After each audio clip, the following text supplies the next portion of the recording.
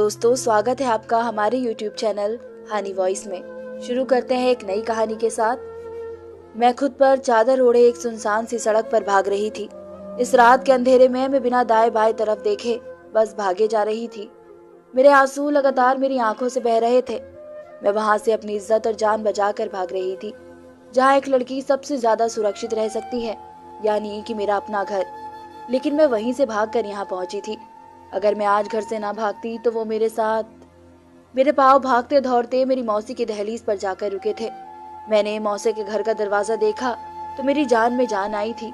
मैं इस वक्त बुरी तरह से हाँप रही थी, क्योंकि मैं आधे घंटे से लगातार भाग रही थी। मैंने जोर से उस दरवाजे को बजाना शुरू कर दिया। मेरे अंदर अब भी कहीं ये डर था कि कहीं मेरा बाप मेरा पीछा न कर रहा हो। दरवाजा मेरी मौसी ने ही खोला था। वो नींद से जागी थी, इसलिए मुंदी मुंदी आंखों से मुझे देखने लगी। यूं अचानक मुझे सामने देखकर वो हैरान रह गई थी। मैं मौसी के साथ गले लगकर फूट फूट कर रोने लगी। मेरी मौसी मेरे रोने से परेशान हो गई। कहने लगी, परी क्या हुआ है चंदा, क्यों रो रही हो? और रात के इस वक्त तुम घर से बाहर क्यों निकली थी? दिन में आ जाती मेरे पास। अगर रात को तुम्हारे साथ कोई हादसा हो जाता तो? मौसी मुझे अपने गले लगाए घर के अंदर ले आई। अब मैं उन्हें क्या बताती कि अगर मैं आज रात घर से ना भागती तो बर्बाद हो चुकी होती। मौसी ने दरवाजा बंद किया और मुझे एक कमरे में ले गई। मौसी के कमरे में मौसा सो रहे थे। मुझे वो दूसरे कमरे में लेकर आई। मुझे बेड पर बैठाया, फिर मेरे आंसू पोंछने लगी। फिर कहने लगी, तुम यहाँ बैठो, मैं तुम्हारे लिए दूध लेकर आती हूँ। रो रो कर क्या हालत बना ली है तुमने अपनी। मैं काफी घंटे से रो रही थी, बल्कि जब से मेरी माँ का देहांत हुआ था मेरी किस्मत में तो जैसे आंसू बहाना ही लिखा गया था। मेरी हिचकी नहीं रुक रही थी। जब मौसी मेरे लिए दूध का गिलास ले आई, कहने लगी, ये पी लो। मैं सुबह से भूखी थी, इसलिए मैंने कांपते हाथों से वो गिलास पकड़ा और पीने लगी। कुछ घूंट भरते ही मुझे अपने अंदर एक सुकून सा महसूस हुआ था, शायद इसलिए कि मैंने सुबह से कुछ नहीं खाया था। मौसी को मैंने खाली गिलास पकड़ा दिया। मौसी मुझसे इस वक्त घर से भागने की वजह पूछने लगी। मैं फिर से रोने लगी। मैंने कहा, मौसी वो बाबा मेरे साथ। मैं रोते हुए हिचकियों के साथ अभी बात बताने ही लगी थी कि मौसी के घर का दरवाजा बुरी तरह से बजाया गया था।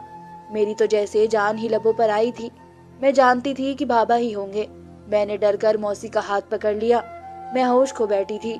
मैंने कहा, मौसी मुझे बाबा से बचा लो, वो मुझे अपने साथ घर ले जाएंगे। ये कहकर मैं रोने लगी। ये सुनकर तो मौसी भी कुछ परेशान से दिखाई देने लगी थी। मौसी ने मुझे इसी कमरे में रखी टेबल के पीछे छुपा दिया और कहने लगी कि घबराना मत, मैं सब संभाल लूंगी। ये कहकर मौसी कमरे से बाहर चली गई। दरवाजे के शोर से मौसी की आंख खुल गई थी, इसलिए दरवाजा उन्होंने ही खोला था। बाबा और उनके साथ चंद हट्टे खट्टे बदमाश थे, जो किसी भूखे कुत्ते की तरह से मेरा पीछा करते करते यहाँ तक पहुँच चुके थे। बाहर से बाबा की आवाज सुनकर मेरी जान निकली थी। डर के मारे मेरे पेट में बल पड़ने लगे थे।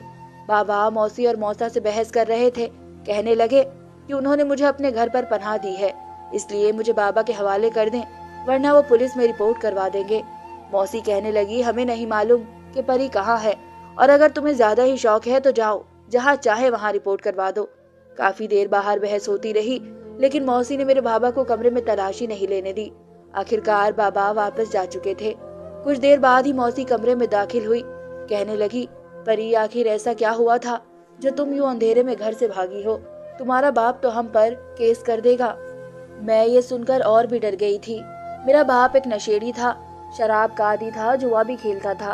पहले तो इसकी मारपीट का निशाना माँ ही बनती रही, लेकिन जब से माँ का देहांत हो गया था तो बाबा की जहालत मुझ पर शुरू हो गई। मेरे लिए मेरा सब कुछ मेरी माँ थी। मुझे बचपन से ही बाबा से डर लगता था। बाबा जब घर आते मैं कमरे में छिप जाती। वो शराब में धुत माँ से खाने में अच्छे अच्छे खाने मांगते। मेरी माँ दूसरों के घरों में नौकरी करके घर का खर्च जैसे तैसे चलाती थी। इस पर बाबा की फरमाइशें वो रोज रोज पूरी नहीं कर सकती थी। यहाँ माँ के मुंह से इनकार निकलता था, उधर बाबा माँ पर हाथ उठाने लगते थे। अपनी माँ की चीख पुकार सुनकर मेरा दिल तड़प के रह जाता था, लेकिन बाबा के डर से मैं कमरे से बाहर नहीं निकलती थी। मुझे डर लगता था, मगर एक बार बाबा की मार से माँ की चीख पुकार की आवाजें बस कुछ देर ही गूंजी थी। मैं डर के मारे दुपक कर अपने कमरे के एक कोने में ही बैठी हुई थी। बहुत जल्द ही माँ की चीख बंद हो गई। इसके बाद बाबा की गालियों की आवाज भी नहीं आई। मैंने चैन की सांस ली कि अच्छा है, आज झगड़ा जल्दी ही खत्म हो गया। लेकिन ये नहीं मालूम था कि वो रात मेरी माँ की आखिरी रात होगी। सुबह मेरी माँ का जख्मी वजूद वही सहन में पड़ा था। मैं भागकर माँ के पास आई, रोने लगी। बाबा आज कुछ शर्मिंदा शर्मिंदा से थे, लेकिन अनजान बन रहे थे। लेकिन इनकी आंखें इस बात की गवाही दे रही थी कि वही माँ के कातिल है। ये सच में जानकर भी अपने डर की वजह से किसी को बता न सकी। मेरी मौसी आई तो मैं उनके साथ गले लगकर रोने लगी। मेरी माँ अब ये दुनिया छोड़कर जा चुकी थी। कुछ दिन तो मौसी मेरे पास ही रही, मेरे दिल को तसल्ली देती रही। लेकिन जैसे ही वो वापस जाने लगी तो मैं रोने लगी। मैंने कहा, मौसी मुझे साथ ले जाएं। मेरी बात सुनकर जब मौसी यही बात बाबा से कहने लगी तो उन्होंने साफ इनकार कर दिया। कहने लगे, मेरी बेटी मेरे पास ही रहेगी। मौसी ने कहा कि वो अकेली कैसे इस घर में रह सकती है, मैं इसे माँ की तरह से रखूंगी। लेकिन वो नहीं माने। घर का सारा काम अब मेरे सर पर आ चुका था। बाबा कभी कभार जुआ खेलकर पैसे घर पर ले आते तो चूल्हा जल जाता, वरना मुझे भूखे मर मिटने की नौबत आ जाती थी। जब मैं बाबा से खाने को मांगती तो मुझे मारने पीटने लगते थे।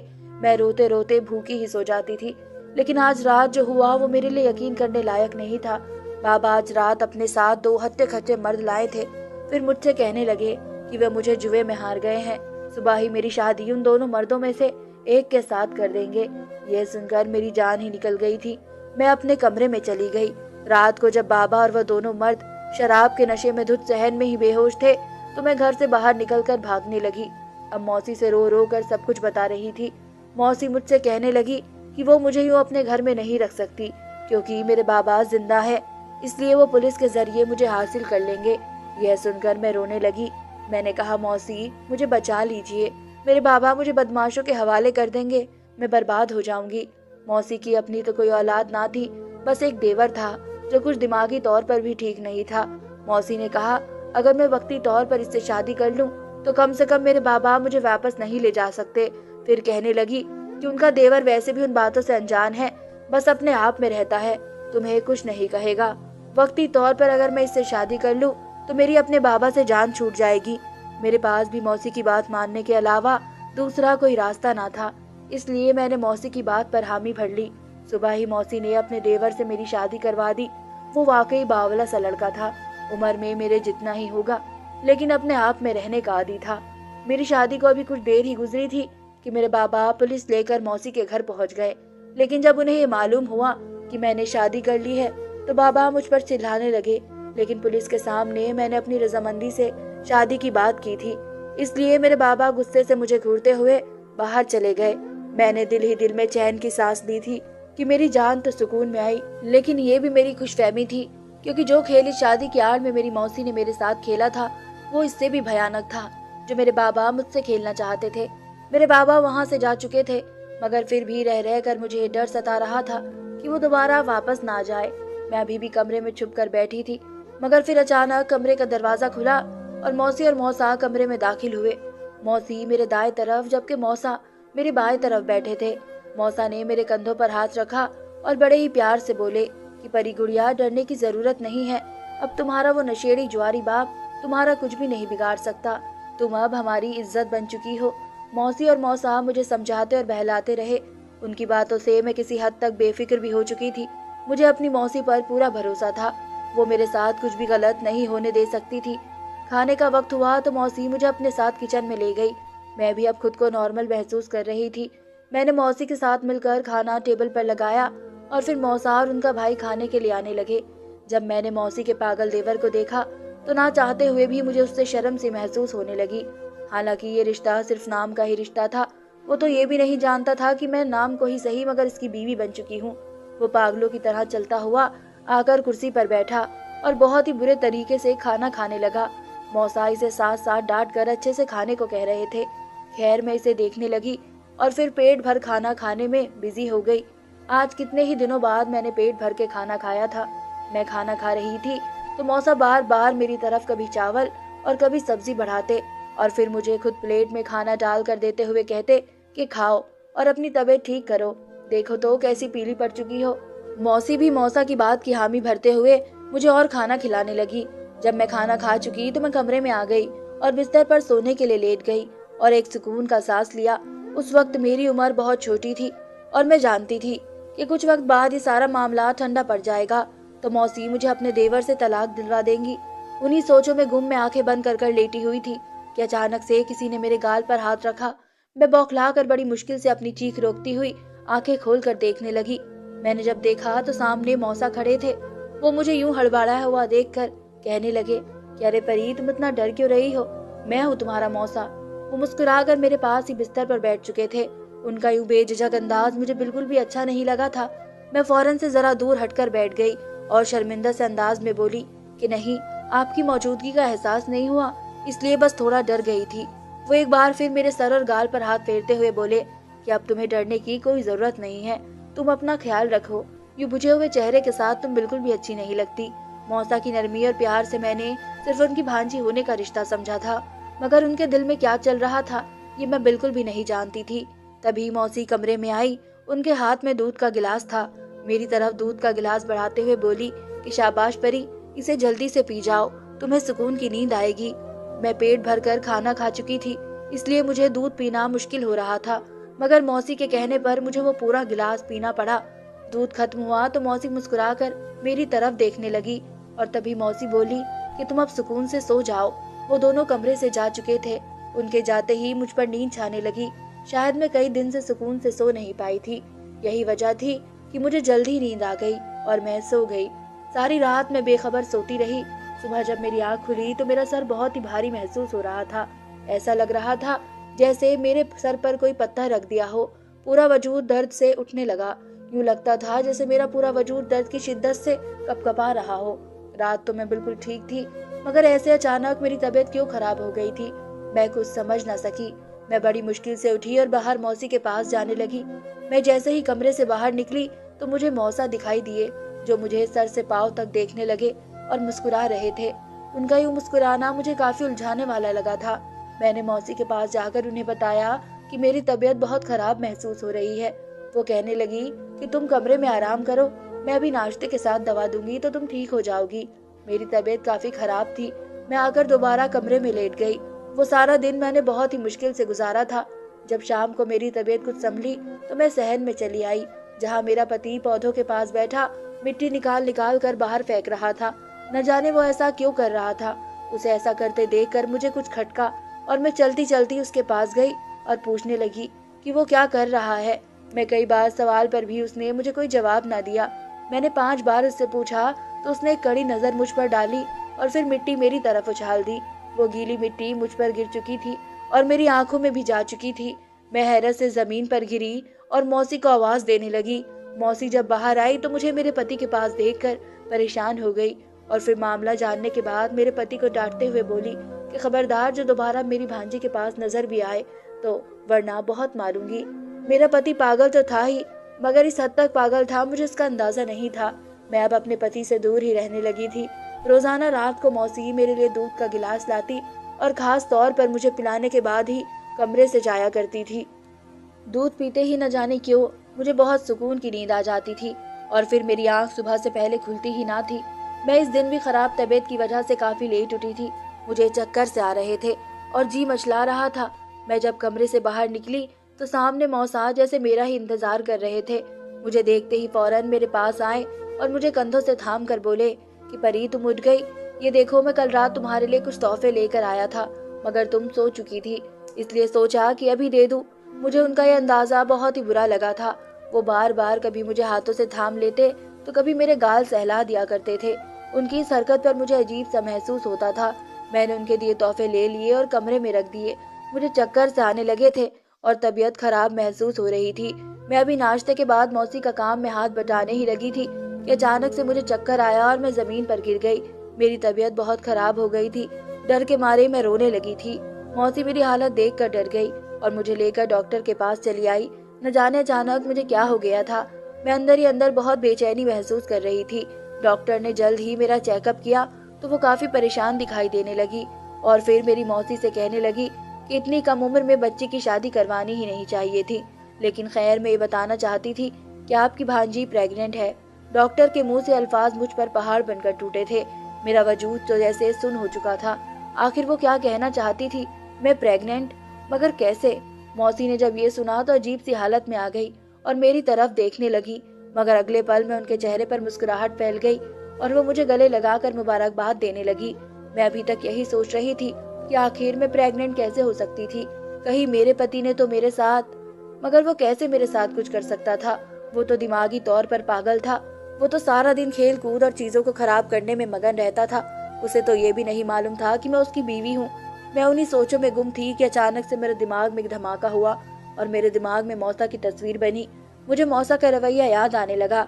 उनका मेरे साथ दोस्ताना रवैया, बार बार मेरे करीब आना, यानी ये सब मेरे साथ मेरी मौसी ने किया था। इस सोच का आना था कि मेरा वजूद कांपने ही लगा।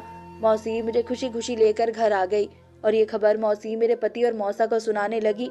मेरे पति ने एक नजर मुझ पर डाली और एक नजर मौसी पर डालने के बाद वापसी अपने कामों में मगन हो गया, जबकि मौसा की खुशी की कोई हद नहीं रही थी। उन्होंने ये खबर सुनते ही मौसी को गले से लगा लिया। वो एक दूसरे को मुबारकबाद दे रहे थे, जबकि मौसा मेरा हाथ पकड़कर कहने लगे कि तुम खड़ी क्यों हो यहाँ पर, आकर बैठो और अपना बहुत सारा ख्याल रखो। कुछ देर बाद जब मौसा और मेरे पति वहां से गए तो मैं मौसी के गले लग कर रोने लगी और बोली, मौसी ये सब कैसे हो सकता है? मैं तो अपने पति को पागल समझती थी, मगर मौसी मेरी हालत देखकर मुझे चुप करवाते हुए बोली कि अब जो कुछ होना था वो तो हो चुका है बेटा। तुम्हारे सोने के बाद मैंने अक्सर तुम्हारे पति को तुम्हारे कमरे से निकलते देखा है। अब वो तुम्हारा पति था, मैं उसे रोक तो नहीं सकती थी। रही बात उसके जहरी दिमाग की, तो वो दिमाग का थोड़ा पागल जरूर है। अगर तुम उसके साथ अच्छा रवैया रखो तो वो तुम्हारे साथ भी अच्छा रवैया ही रख सकता है। बस वो घुलने मिलने में वक्त लेता है। दिल का बहुत अच्छा है और अब तो उसका इलाज भी चल रहा है, सब ठीक हो जाएगा। मौसी मुझे समझाने में लगी थी, मगर मेरी सुई अभी तक वहीं अटकी हुई थी। मौसी ने मेरे पति को खास बात कही कि खबरदार, जो अब अपनी बीवी को तुमने तंग किया, ये अब तुम्हारे बच्चे की माँ बनने वाली है। मेरा पति बच्चे की तरह उनकी बात पर सर हिला चुका था। वो मेरे पास आकर बैठा तो मुझे उससे खौफ आया। मैं दूर हटी, मगर वो मेरा हाथ थाम कर बातें करने लगा। धीरे धीरे मेरा उससे डर खत्म होता चला गया। मगर शाम को जब मौसा घर आए तो मेरे लिए ढेर सारे फल और बहुत सारी खाने पीने की चीज देकर आए। उन्होंने अपने हाथों से फल काट कर मुझे दिए। मुझे उनसे बहुत ही नफरत महसूस हो रही थी। मेरे साथ इतना सब कुछ हो चुका था, मगर मैं अब तक कुछ भी जान नहीं सकी थी। इस रात एक बार फिर मौसी दूध लेकर मेरे कमरे में आई, मगर मुझे मौसी पर भी शक हो रहा था। शायद वही तो मेरे पति के साथ मिलकर मेरे साथ गलत तो नहीं कर रही थी। मैंने दूध के गिलास पीने की बजाय सारा दूध उनसे छुपा कर गिरा दिया। मौसी की औलाद नहीं थी, क्योंकि वो बांझ थी। शायद इसलिए उन्होंने मेरा इस्तेमाल किया था। कुछ देर बाद मैं जानबूझकर सोने का नाटक करते हुए लेट गई और तभी कमरे का दरवाजा खुला और कोई शख्स अंदर आया। थोड़ी देर बाद वो मेरे साथ आकर लेट चुका था और फिर मेरे कान के पास सरगोशी के अंदाज में जो कुछ बोला वो सुनकर मेरे होश उड़ गए। वो कहने लगा कि परी, भाभी ने आज फिर डांट कर मुझे तुम्हारे पास सोने का बोला है। मैं रोज तुमको बताता हूँ, मगर तुम सुनती ही नहीं हो। वो मुझसे बहुत कुछ कह रहा था, जिसे सुनकर मेरा चेहरा लाल हो गया। इसी पल मैं जल्दी से उठी और कमरे से बाहर निकल आई। मुझे मौसा की बातों की आवाज आ रही थी। मौसा खुशी से मौसी को कहने लगे कि मुझे तो इंतजार ही नहीं हो रहा, कब 2 महीने पूरे होंगे और वो बच्चा हमारी गोद में आएगा। मौसी भी चहक कर बोली कि हाँ, ये बच्चा परी और उसके पति का होगा, मगर हम उसे अपना नाम देंगे। इसलिए तो ये सारा खेल रचाया है मैंने, ताकि हमें औलाद मिल सके। दोनों को नींद की दवा मिलाकर दूध पिलाकर हमने अपना काम निकलवा ही लिया। मैंने जब ये सुना तो मेरे होश उड़ गए, यानी मेरा शक गलत था। ये बच्चा मेरे पति का ही था, मगर मौसी जानती थी कि मैं अपने पति के साथ ताल्लुक नहीं बना सकती, तभी उन्होंने ये खेल खेला था। अगली सुबह मैंने मौसी से 2 टुक बात की तो वह शर्मिंदा सी हो गई। मुझे रोकर माफी मांगने लगी कि उन्होंने ये सब औलाद के खातिर किया है। मौसा भी शर्मिंदा थे, मगर अब मैं मजबूर थी कि कुछ कर भी नहीं सकती थी। मैंने मौसी को माफ कर दिया और धीरे धीरे अपने पति के साथ भी ठीक हो गई। वो भी अब पहले जैसा नहीं रहा था, काफी बदल चुका था। शायद यही मेरा नसीब का लिखा था, जिसे मुझे बहरहाल मानना ही पड़ा। धन्यवाद दोस्तों।